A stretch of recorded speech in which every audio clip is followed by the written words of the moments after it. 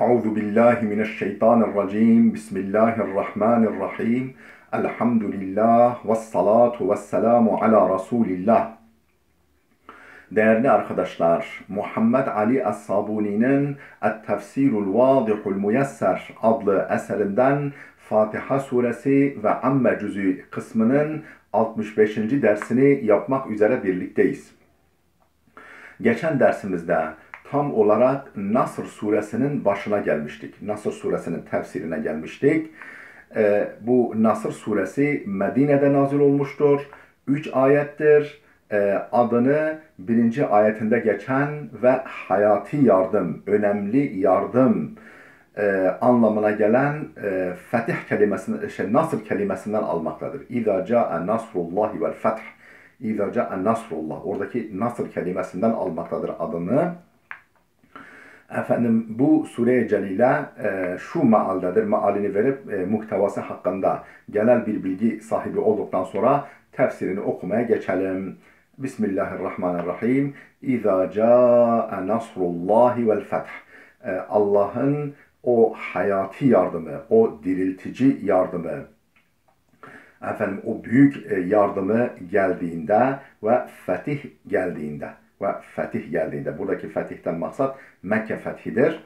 وَرَأَيْتَ النَّاسَ يَدْخُلُونَ ف۪ي د۪ينِ اللّٰهِ اَفْوَاجًا ve insanları fevç fevç, akın akın Allah'ın dinine girdiğini gördüğünde sen ya Muhammed فَسَبِّحْ بِحَمْدِ رَبِّكَ وَاسْتَغْفِرْهُ Rabbini hamd ile tesbih et. Hamd ede onu öve tenzih hamd ede onu tenzih et, tesbih et.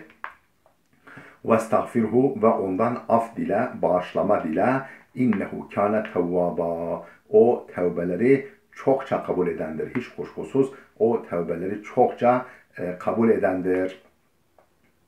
Surenin içeriği bu. Şimdi tefsirini okuyalım. Tefsiru suratın Nasr. Nasr suresi tefsiri. Bismillahirrahmanirrahim. İza ca'e nasrullahi vel feth. Allah'ın o hayati, o büyük yardımı geldiğinde ve fetih geldiğinde, fetih gerçekleştiğinde. Beşaratun kerimetun ve haberun sarrun ve tevcihun raşidun ilen nebiyyil habib yubeşşiruhu fihi rabbuhu bil fethil a'zami fethi Mekke'te. Bu beşaratun kerimetun. Çok değerli bir müjdedir. Kerimen değerli, çok değerli, kıymetli bir müjdedir. Ve haberun sarrun. Çok mutlu edici, sevindirici bir haberdir. Ve tevcihun raşidun. Ve doğru, isabetli, güzel bir yönlendirmedir. Kime yönelik? İlen nebiyyil habib. Efendim o sevgili peygambere. O efendim gönüllerin sevgilisi, gönüllerin sultanı olan Hazreti Muhammed'e yönelik güzel bir yönlendirmedir. Yubeşşiruhu fihi rabbuhu bil fethil a'zami fethi Mekke'te.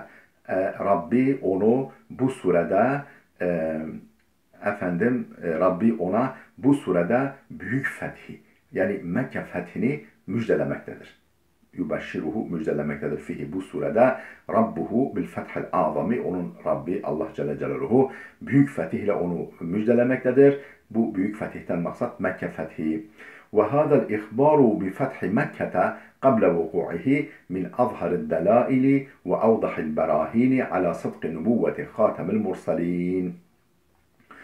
Efendim henüz gerçekleşmeden, henüz gerçekleşmeden Mekke fethinin haber verilmesi, bu şekilde Mekke fethinin haber verilmesi henüz gerçekleşmeden en açık delillerdendir ve en net bürhanlardandır. Yani argümanlardan, akli delillerdendir. Neye? Ala sıdkı nübüvveti hatemil mursalin. O peygamberlerin sonuncusu olan Hazreti Muhammed'in peygamberliğinin doğruluğuna en vazıh, en net bürhanlardan ve en açık delillerdendir. وَقَدْ أَجْمَعَ الْمُفَسِّرُونَ عَلَى أَنَّ الْمُرَادَ بِالنَّصْرِ هُنَا فَتْحُ مَكَّةَ. Bütün müfessirler ittifak ediyorlar ki buradaki fetihten maksat Nasr, yani hayati yardım ve fetihten maksat Mekke fethidir. Yani bu Allah'ın hayati yardımı, o önemli, büyük yardımı ve fetih geldiğinde bundan maksat Mekke fethidir. Vel mana. Surenin verdiği mesaj şudur. İza nasarakallahu ya Muhammed ala a'daikel müşrikin ve fetahallahu aleyke ummel qura Mekketel mukerremete zalikel fethel ekber ellezî yeterakkabuhu etba'ukel mu'minun. İza nasarakallahu ya Muhammed. Ey Muhammed, Allah sana büyük yardımda bulunduğunda, o büyük yardımı nasip ettiğinde, kime yönelik büyük zafer, büyük yardım? Ala a'daikel müşrikin. Düşmanların olan müşriklere karşı sana büyük zafer nasip ettiğinde ve fetahallahu aleyke ummel qura, bütün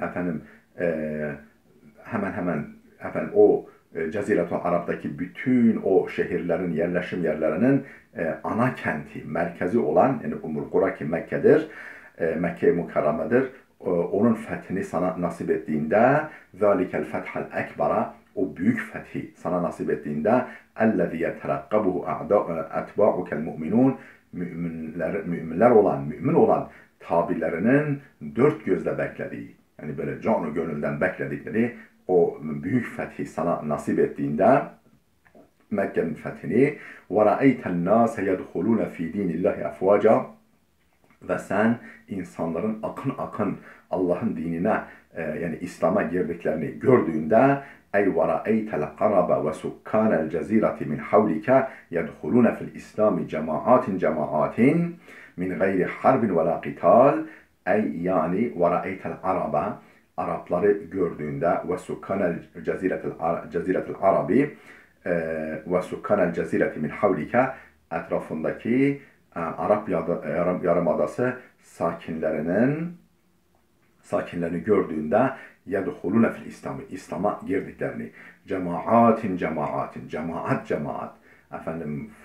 akın min gayri harbin ve la qitalin, savaşsız, dövüşsüz, kavgasız, akın İslam'a girdiklerini gördüğünde sen fesebbih bihamdi rabbike, Rabbini öve tenzih et, Rabbini öve tesbih et, ve estağfirhu, ve ondan af dile, bağışlama dile, innehu kâne tevvaba, çünkü o hiç kuşkusuz ki tevbeleri çokça kabul edendir. Ey sebbih rabbekel azimel celile ve azzimhu ala hâzihi ni'amil celileti, yani sebbih rabbekel azimel celile, o büyük ve yüce Rabbini tenzih et. Yani her türlü kusurdan münezzeh olduğunu, pak olduğunu, sözünü tuttuğunu, sözünü yerine getirmede kadir olduğunu ve bunu gerçekleştirebildiğini haykır. Onu bu bütün hulful vaattan, sözünden dönmekten, acizlikten onu tenzih et ve azzimhu ala hâzihi ni'amil celileti, bu büyük nimetlerden dolayı onu tazim et, onun yüceliğini haykır, ve şkurhu ala nasrike ala a'daike, düşmanlarına karşı sana zafer nasip ettiğinden dolayı ona şükret, ve izharihi li dinike, dinini galip getirmesinden dolayı ona şükret, vatlub minhu